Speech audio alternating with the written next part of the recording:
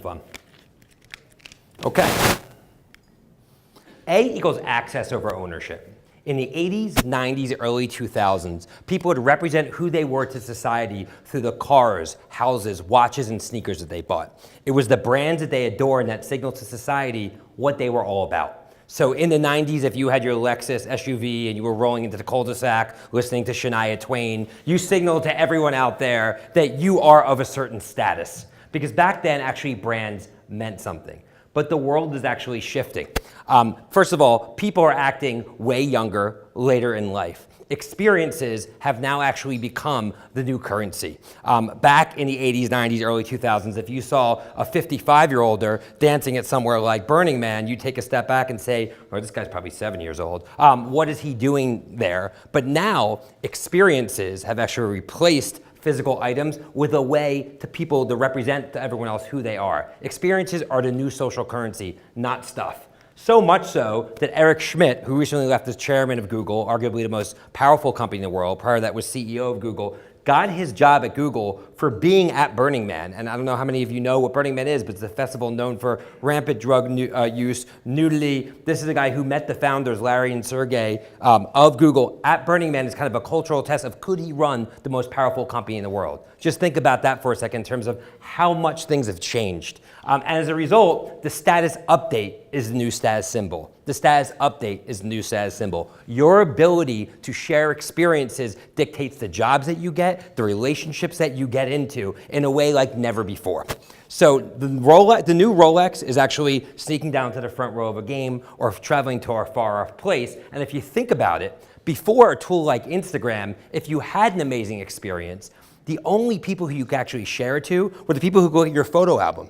So if you did something amazing, the only people who would know that is people who could crowd around from you and actually look at your photo album. But now if you look at the massive growth of a tool like Instagram, you can quickly see why experiences have now taken over. And the reason why I put that as my A is that that has a massive impact into how consumers both spend their time and their money. And I'm going to be bringing this up over and over throughout this presentation, because to me, that's the most meaningful shift that we see.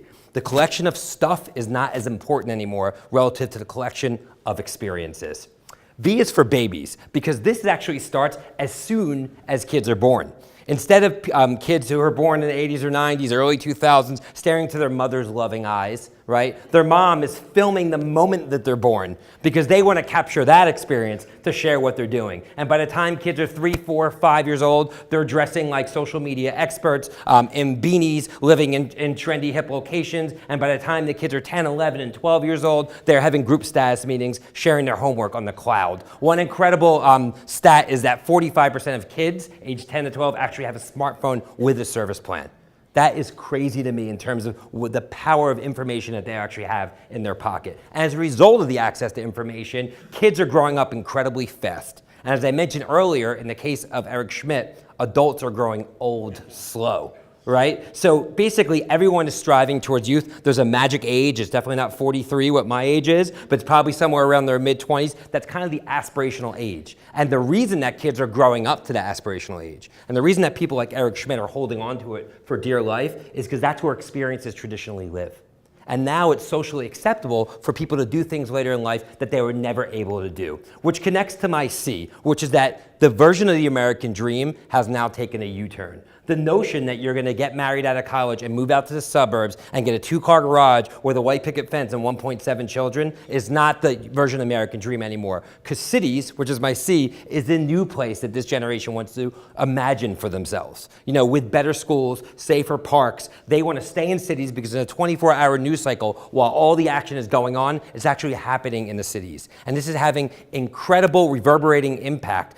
It's basically expanding the livable boundaries of cities everywhere, creating massive urban development. Where I live in Brooklyn, the real estate costs in the last 10 years were up over 100%. But in neighboring suburbs like Long Island and Westchester, it's up 2 to 5%. And the reason you're seeing this is that younger people don't want to move out there anymore because they are so focused on those experiences. And in doing so, they're sacrificing the space and privacy of suburban living for the connectivity and community of city living.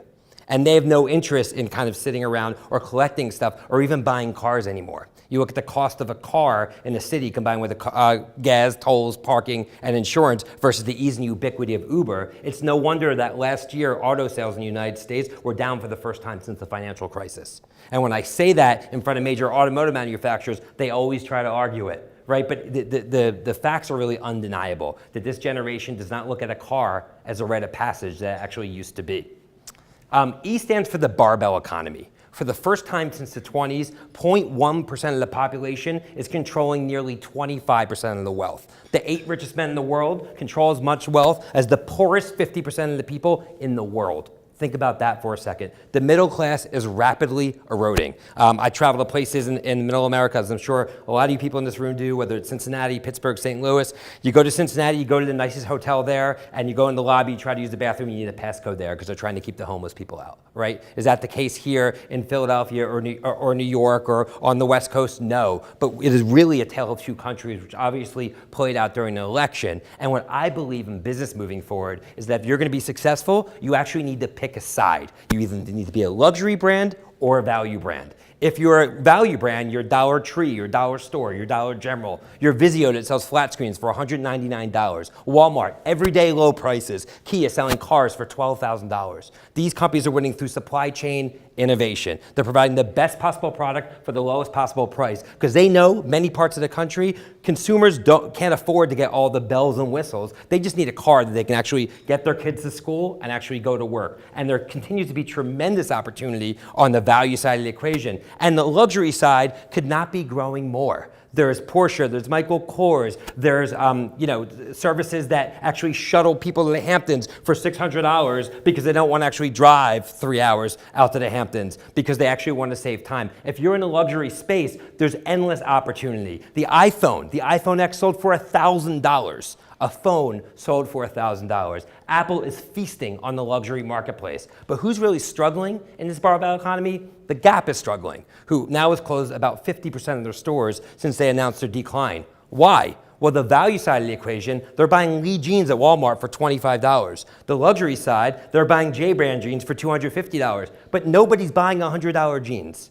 And in every single category, there are companies selling their version of $100 jeans. Whether it's airlines, whether it's restaurants, whether it's packaged goods. Let's look at Tide, for example, right? They have laundry detergent. The luxury side of the equation, they're buying Method brand cleaning, right? No toxic ingredients, all organic, right? The value side, they're buying private label. They don't care what the brand is. They just want to pay the cheapest amount possible. So Tide, one of America's most beloved brands, they're stuck in the middle. And that's why Procter & Gamble continues to cut costs to actually try to make it up from addition through subtraction. So you're going to start to see this in every single category as the middle class erodes, as jobs gets outsourced and offshore, that the middle of the country is going to be where the value side goes, and the coast is where the luxury side goes, and companies in the middle are really going to find themselves in a tough place, which leads me to my F, which is Ford. Ford is now contracting their brand portfolio to only 4 brands by 2020 because they know that there's limited demand for cars because of urbanization. They know the barbell economy is coming, and they know that them having value and luxury brands and everything in between just simply isn't going to work anymore. And Ford, over time, is, I think, just going to go to the value side of the equation because they're not going to be able to ever compete with, Mercedes-Benz or Lexus, et cetera. So you're going to start to see a lot of brands just retreat.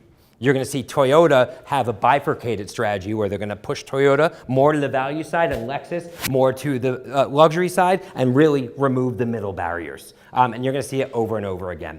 G is for gentrification, because as consumers actually stay in cities and they don't want to move, younger consumers, the livable boundaries of cities continue to be pushed outward and outward. I just can look outside these windows and you obviously see it's happening in Philadelphia, it's happening in New York City, where there's areas that you wouldn't be able to walk outside past 5 o'clock. That 10 years ago, they're selling $2 million townhouses. As the livable boundaries get pushed outwards, the very fabric of this country kind of gets reversed. The notion of the inner city blue collar worker doesn't really exist anymore. Look at this graphic of New York City. The light blue is the working class. You see tiny little specks of the working class in all of New York, not just Manhattan, but Brooklyn, Staten Island, Bronx. The working class actually can't even afford to live in any of the 5 boroughs of New York City anymore. Growing up in the 80s, it was the inverse. You wouldn't actually see any of the creative class or service class actually living in cities. So that has such massive impact on real estate, businesses, how companies sell, where companies actually need to be located. And I think this is going to continue, which is why you're seeing housing being the first thing really drastically impacted. So housing, along with cars, used to be the other rite of passage. You get a car, you get a house, that means kind of you made it.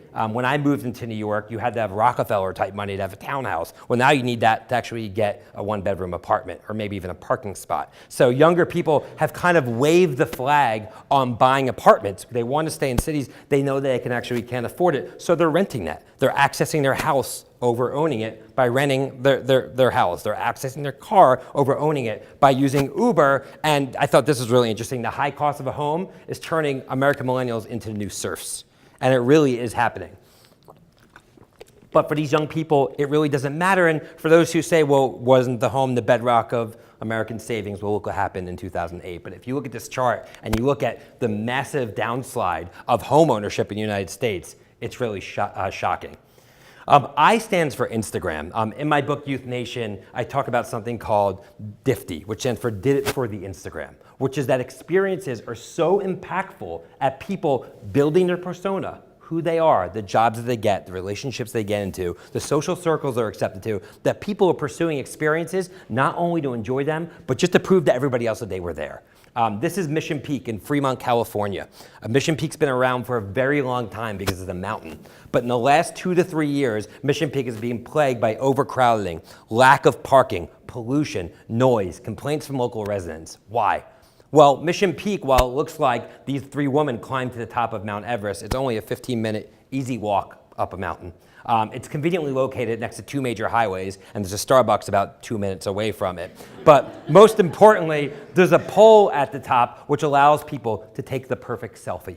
And on a Saturday afternoon, while all their friends are looking at them, begrudging themselves, saying, why am I so fat and lazy? While these 3 adventurous people are climbing the top of Mount Everest, these 3 people are doing it with their phone in hand the entire time. And the second that they take that picture, they're going right down the mountain and back to Shake Shack. And this is how these consumers think. They are pursuing experiences because these 3 women, when they post this picture, other people are going to look at them differently.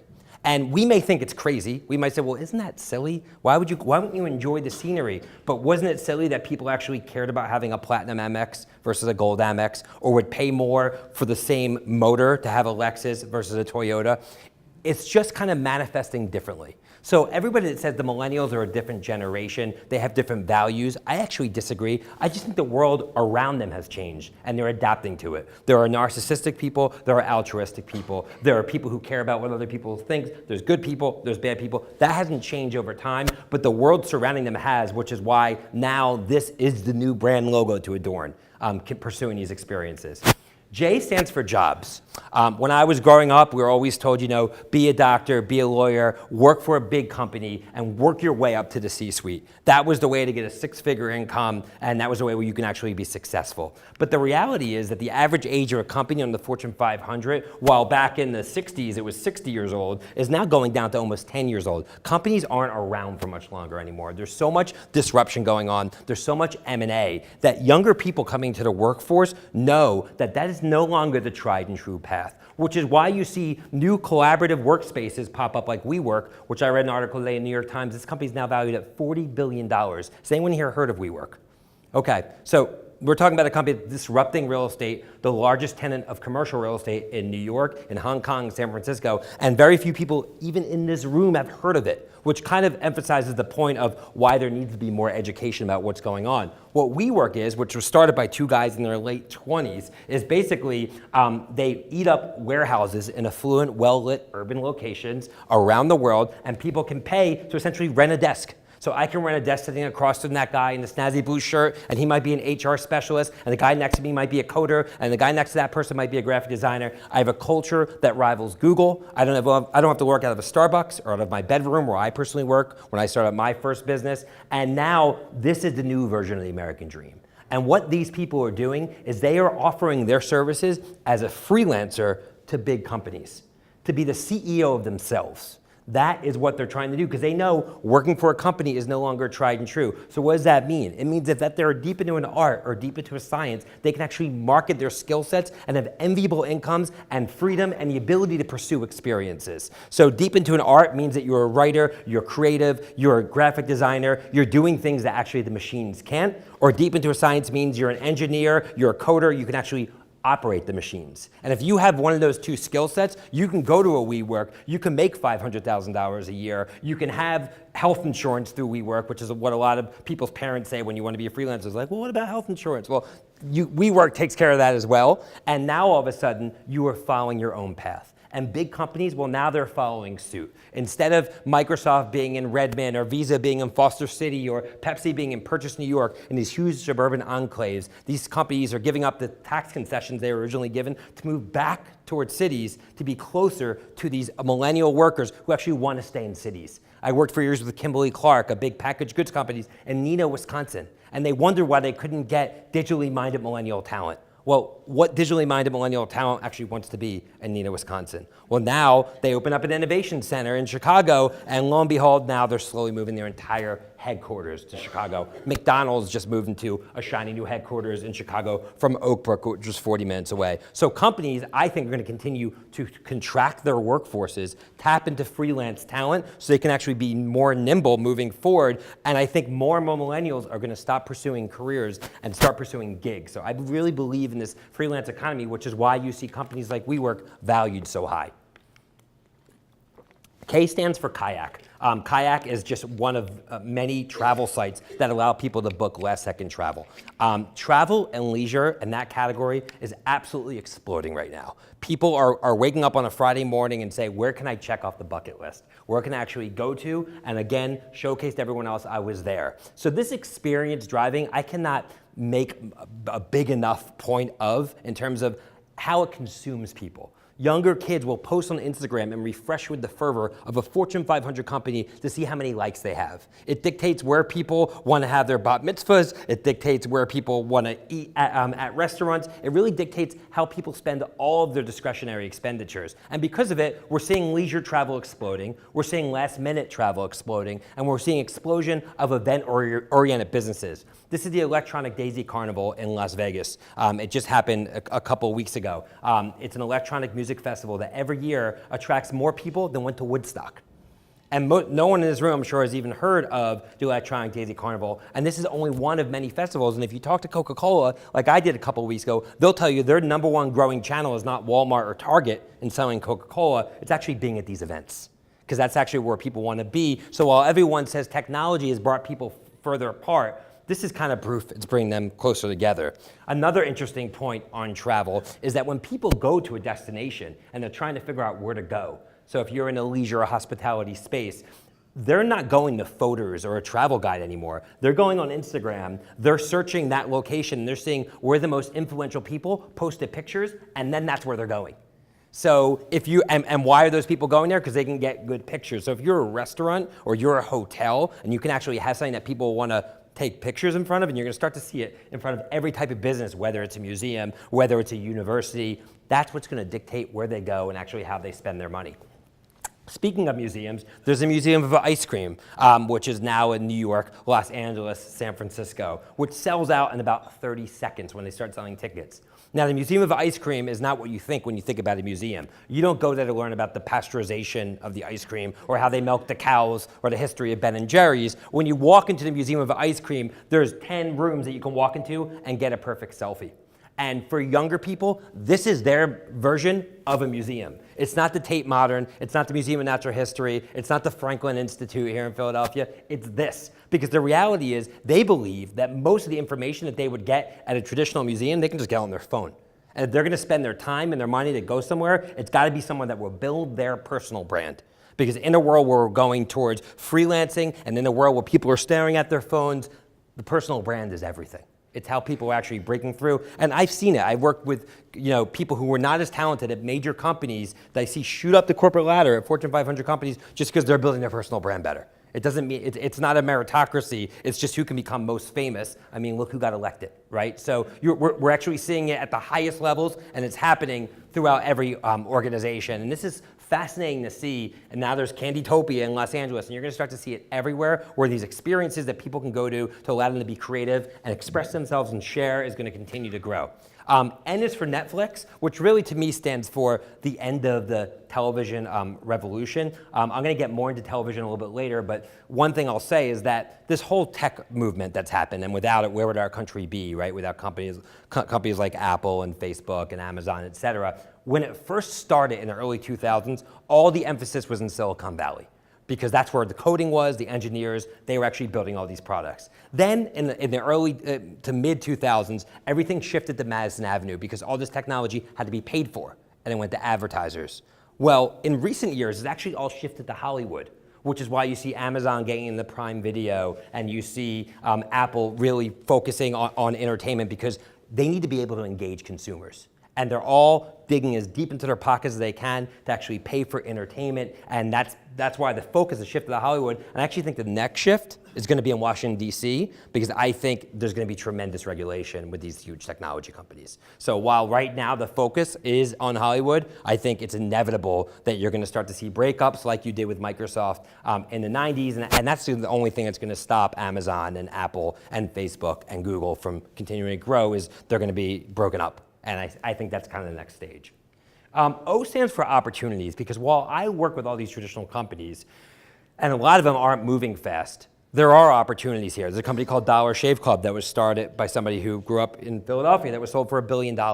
And what Dollar Shave Club did was they actually had a subscription service to razors, and they were bought by a major multinational packaged goods company because the packaged goods companies don't have any data. So if you sell razors or shampoo or toothpaste, traditionally you would just sell through Walmart or Target, et cetera. You would sell to them, you wouldn't sell to consumers. But now as consumers shift to buying online, you need data. So when I talk about opportunities, I just want to give you an example of like some solutions. So I was at a company, it wasn't this company Cascade, but it was a detergent company that I spoke to about a year ago. And they said, well, what should we do? Or how screwed are we, right? And what I told them is, okay, millennials are living in cities, right? So if you ask them, they'll tell you a lot of them are using their dishwashers to store their clothing because they order food in every night. They don't actually ever wash dishes. So they don't need a big dishwasher. They need a small dishwasher. So if I were you, Cascade or a competitor like Cascade, I would buy a company that makes dishwashers. And I would make small dishwashers. I'd take your manufacturing plant and make them super small. And instead of me calling Walmart or Target, I would call Related and Extel and the biggest real estate development companies and actually have them install my washing machine, because they would be smart washing machines, and when they ran out of my detergent, they would immediately order more detergent. So no Walmart, no Target, work with the homes and install your hardware the same way Apple got their hardware in your hands. And until companies do this, they're all going to go away. All the largest companies in packaged goods, whether it be Coca-Cola or Pepsi or Hershey's or Procter & Gamble or Johnson & Johnson, they all are, if they don't reinvent themselves in a way like this, and what's likely going to happen is, since they aren't listening, they don't have their ear to the sidewalk, some upstart, 20-somethings are actually going to do just this. And it's going to put them out of business. And I think that's what you have to look at when you look at traditional companies. P stands for parenting. Since consumers are staying young later in life, they are doing a lot of things that kind of are emblematic of it. The median age of the first marriage in the United States continues to skyrocket. In the next 3 to 4 years, for the first time in history, the average age of a male getting married for the first time is going to eclipse 30 years old. So while as this younger generation stays in cities, they're not getting married as quickly. So when you think about selling to the American family and actually monetizing business opportunities, that has now taken a big shift. Again, people are acting younger, way longer in life, and along with it, the mean age of the first birth in the United States in the next 10 years by a woman is going to eclipse 30 in the United States. So I just saw some celebrity who was pregnant at age 60. I don't know if that was, I forget who it was, but it was on, I don't know, maybe one of you guys saw that, but that's crazy. But you're gonna start to see it, you're gonna continue to see this happen. And this is just another major trend, again, driven by urbanization. To think that 10, 20 years ago, people were getting married 5, 10 years earlier, I mean, that changes everything in terms of how you market your products, how you talk to younger consumers, et cetera. Q's always a hard one for a letter, so I just kind of cheated a little bit on this one. I wrote, what's the number one question I'm asked? And the number one question I'm asked when I speak is, what do my kids do about it? And again, I'll reemphasize what I said earlier, is that if you are a jack of all trades, master of none, if you get a degree in liberal arts, right? If you want to be a middle manager, the fact is that your employer is going to tell somebody in India or Costa Rica what to do for a fraction of the cost, right? So if you want to actually succeed in this new globalized economy, you have to go deep into an art. You have to go deep into a science. I want my kids to get an A+ in one thing and F's in everything else versus all B's. Right? I mean, where would LeBron be if he wasn't an A+ in basketball? Like, people are known for the one thing they do great. So I think that why our education system needs to really reinvigorate itself is that right now I feel like we're pushing people to be good at everything versus being great in one thing. And being great in one thing is all we know in terms of people who are successful, right? Not people who are just good in everything. That used to be okay before technology, before disintermediation. But now the world has changed. So I think things like trade schools and specialized skill sets are taught need to be done way younger in life. I don't think we should be teaching kids handwriting anymore at all. I have something that I always say that if you teach kids handwriting, their only use for handwriting in 20 years is to thank a Chinese company for actually giving them a low-paying job, right? That's the only use for handwriting in 20 years. Because I just don't think there's going to be many uses for it when we're typing and we're actually speaking into things. So I think that the whole education system really needs to reconfigure itself moving forward, and I hope it actually does so. Ours for retail, I mean, where do we start with retail? There's shopping malls that have trees growing in them, and not because they're planted, but because they're actually abandoned. You look at the state of shopping malls across the country, and that's just really emblematic of this younger generation staying in cities, and shopping malls traditionally being in affluent suburban areas. So that's changing the face of retail. And a lot of the companies that we talked about earlier, I mean, this is where so much opportunity is. The next big opportunity, next big shakeout, is first started with retail. Now it's going to happen with the companies that are selling into retail, because all these companies have products that are in the middle that rely on selling through big box retailers. So it used to be if you were Coca-Cola and you took a trip to Bentonville, Arkansas, and you got 3 more inches of shelf space across all their stores, you're taking your family to Aruba for Christmas, right? It didn't matter what your advertising said. More people would buy your drink if you had more shelf space, because everyone shopped at Target and Walmart and Walgreens for so long. But now they just don't do it anymore. And what's really fascinating is these companies don't understand is that, or maybe they do, but they're scared, is that Walmart and Target are actually also creating their own brands to compete against them. They're creating private label brands. They're saying, thanks Coppertone, but we're going to create our own version of generic sunscreen to sell for the value sector just a little bit cheaper. And Coppertone saying, we don't want to sell direct to consumers, so we don't want to piss off Walmart. Meanwhile, behind their backs, Walmart's competing against them and actually taking their market share right away from them. So that's when I see the big shakeout and the multi-billion-dollar opportunity in business is companies like this and what they're going to do, because it's such a big piece of GDP. And that, along with auto, you take all those out, forget about it. So what's going to happen? Who are the companies that are actually going to be able to win there? So, and that all is because of Amazon, right? So, this is the doorman. This is what doorman buildings look like in most major cities. It's actually what my apartment looks like in most days when I come home, is Amazon boxes stacked up and up and up. Amazon has continued to get their claws into every version of consumer spending. They recently bought Whole Foods, which is one of the last bastions of consumer spending that they didn't own, right? And they're going to low involvement categories through Amazon Basics, which I'll get into in a second. And Amazon has that bifurcated barbell strategy as well. On the luxury side, they have Amazon Prime. How many people in this room are Amazon Prime members? It's 100%, right? 100%, or maybe 90, and the 10% isn't you should do it. Amazon right now, the average spending they're getting from a Prime member is actually around $1,600, and I think they're going to be pushing it to $6,000, $7,000 in the next 2 to 3 years, which is why easily they're going to be a $2 trillion company. People are estimating to be a $1, because, and the reason why is they're going to get into predictive shopping. They're going to have artificial intelligence that knows that's a mom, she ordered Huggies on the first of the month for 2 straight months. We're just going to send her Huggies, whether she orders it or not. It's actually going to happen. It's going to be at your door, and if you don't want it, they'll pick it up for you. They're looking right now into buying a FedEx or UPS competitor, so they can actually build that into their system. They just bought a company called Ring that makes connected doorbells, so they can actually get permission to actually go into people's homes. They're just going to make your life easier for you. And because of it, they're going to capture more and more and more of consumer spending, which is why them getting broken up is really the only option right now to actually stop them from eating up literally almost every company that sells things. And that's how quickly they're actually growing. Services is my S, is another big opportunity I see. This is Glam Squad. So think about it. In major cities, Main Street prices of real estate are going up and up and up. So if you're a salon, right, and you're basically offering those services, it's really hard to make a profit right now with rising real estate costs. What Glam Squad does is you hit a button, you have a team of stylists that come to your hair and do hair, makeup, blowouts in your apartment. They're actually coming to you. The Uberification of services, because as more people have two-income households, they need the convenience of having people coming to them. And you're going to start to see this in many categories where companies are going to get into the services space to actually get into people's homes and collect their consumer data. There's Handy, where you hit a button, you actually have maids come to your house instantly. There's Wag, where you hit a button and they actually walk your dog. So anything that you need to do as a consumer, you can actually do without ever picking up the phone. You push a button, which is why IKEA just made a huge acquisition of a company called TaskRabbit, that instead of when you buy that dresser with 110 pieces, but it only comes with 104, and for some reason it never works, TaskRabbit will actually come and actually build that for you. And they're doing that because now IKEA has a constant communication stream with consumers. Under Armour bought a company called MyFitness, which is a jogging app where you could track how far you run. Because without that, Under Armour didn't know who their customers are. So companies that are in the services space, if I were L'Oreal or Maybelline, right, or Revlon, and I was selling makeup, I would buy, the Glam Squad instantly, because that's going to get me into consumers' homes. If I were Clorox or Mr. Clean, I would buy Handy, because now I'm going to get my products into people's homes.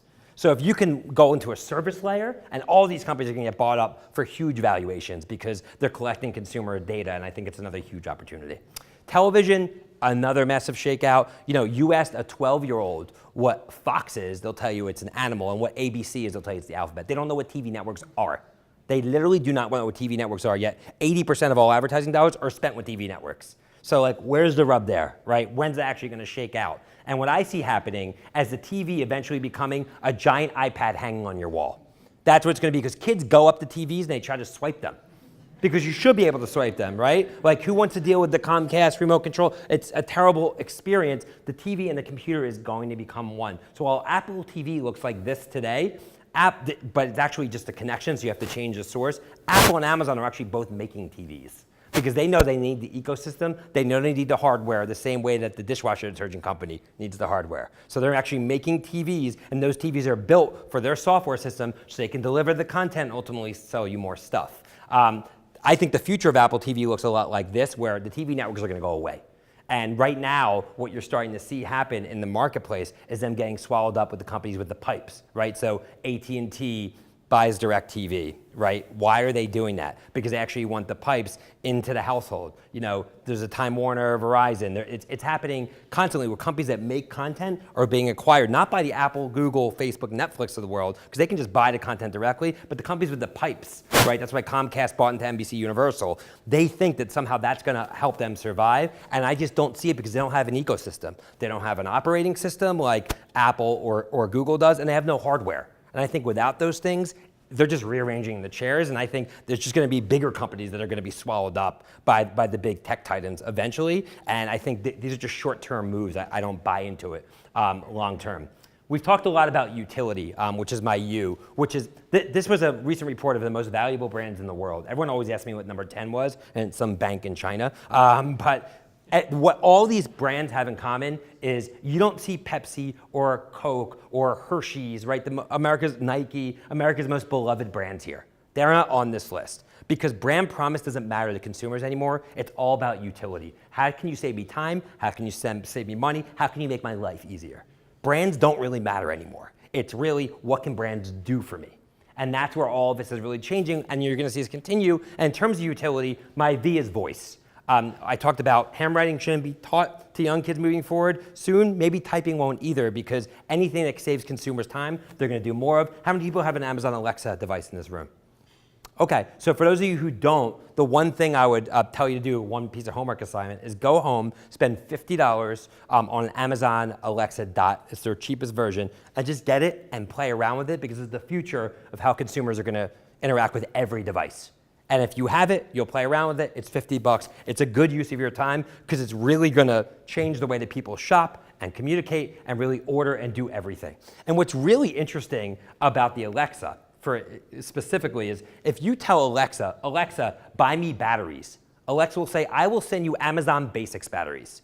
And I'll say, no, send me Duracell batteries. And Alexa will say, I will send you Amazon Basics batteries. Because what Amazon is betting is that the ease and ubiquity of ordering without even looking at your phone will trump the value of a multi-billion-dollar brand. And they're probably right, which kind of goes to what we're talking about with utility. And Amazon Basics is the scariest of all. They're making toothpaste, shampoo, batteries, all these things that consumers just want in their house, and they want to make sure it's okay in terms of ingredients. They don't care about Crest or Colgate or these companies anymore. And what Amazon's doing is just making it easier to get their stuff by deploying Alexas in every room in a house, and now probably 20 more rooms in the house because I just sold you guys one. So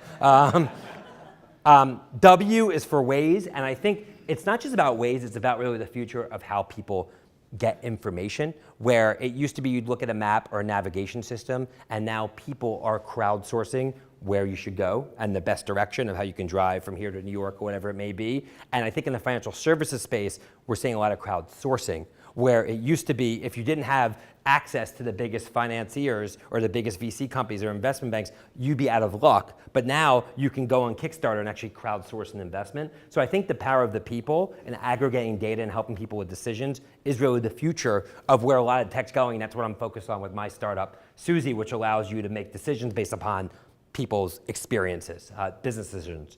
And I'm going to end it out with just my easy X, Y, and Z in terms of where we were, where we are, where we're going. Where we were was Gen X. That was me. I think Gen Xers are in a place right now where they really need to embrace kind of the millennial ideals. And so many of them don't. I have so many friends in banking and real estate, and they're still on their BlackBerry, which is totally cool because they know it's easy, but they don't know how to use these tools, and it's making them less effective and leaving them vulnerable to being disrupted. And I think, so even people who are 40, 45, 50 years old, they're dinosauring themselves out by just not learning, by not knowing what WeWork is, by not knowing these things. Because when I wrote my book, Youth Nation, it's not about an age, it's about a mindset. And the mindset is understanding where things are going and embracing it to your advantage. And I think too many Gen Xers out there have not been able to do so because they didn't grow up with it in the home. And I think that's a big missed opportunity, especially in industries that haven't been disrupted, like finance, like real estate. Those are going to be the next ones. We're already starting to see the fintech world exploding. There's cryptocurrency and Bitcoin, and so many things are happening that financial services companies need to get their arms wrapped around, or they're in grave danger of being disintermediated.